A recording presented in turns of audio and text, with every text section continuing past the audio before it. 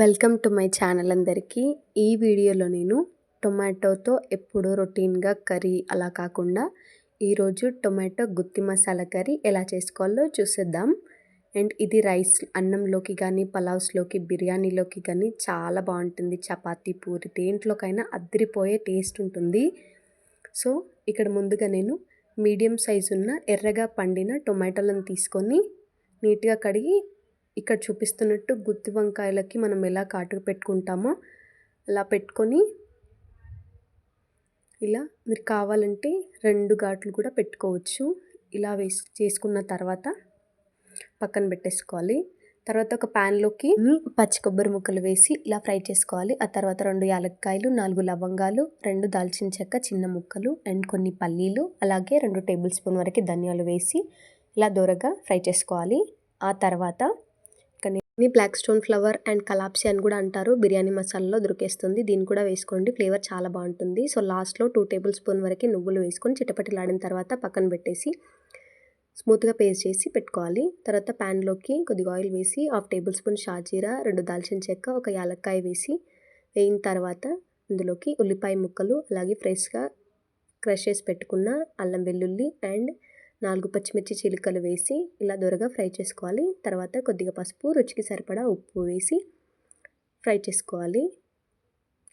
ఇందులోకి ముందుగా మనం ఘాట్లు పెట్టుకున్నాం కదా టొమాటోలన్నిటిని వేసుకొని నెమ్మదిగా కలుపుకోవాలి.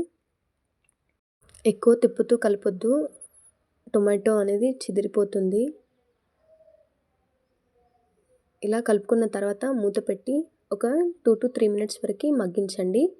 తర్వాత మళ్ళీ పైనకి ఫ్లిప్ చేసి ముందుగా పేస్ట్ చేసి పెట్టుకున్నాం కదా దాన్ని వేసి ఇలా స్పూన్తో కాకుండా ఇలా ప్యాన్ని కదిపిన తర్వాత మూత పెట్టి మళ్ళీ 2 మినిట్స్ మగ్గించిన తర్వాత కొద్దిగా చింతపండు రసం, కొన్ని నీళ్ళు, అలాగే రుచికి సరిపడా కారం వేసి నెమ్మదిగా కలపాలి.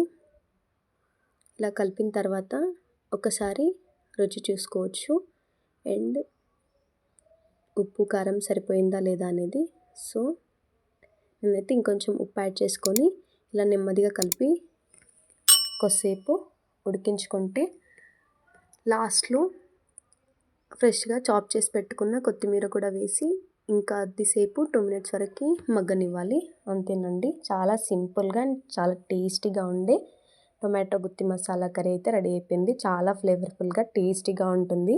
ఇలాంటి మరెన్నో రెసిపీస్ రెగ్యులర్గా పోస్ట్ చేస్తూనే ఉంటాను. మిస్ అవ్వకుండా ఉండాలి అంటే ఛానల్ని సబ్స్క్రైబ్ చేసి పెట్టుకోండి. దేంట్లోకైనా అదిరిపోతుంది, చపాతీ, రొట్టె, పూరి ఆర్ రైస్, పలావ్స్లోకి. సో ఈ రెసిపీ మీకు నచ్చితే ఒక లైక్ చేసి ఛానల్ సబ్స్క్రైబ్ చేయండి. Thanks for watching.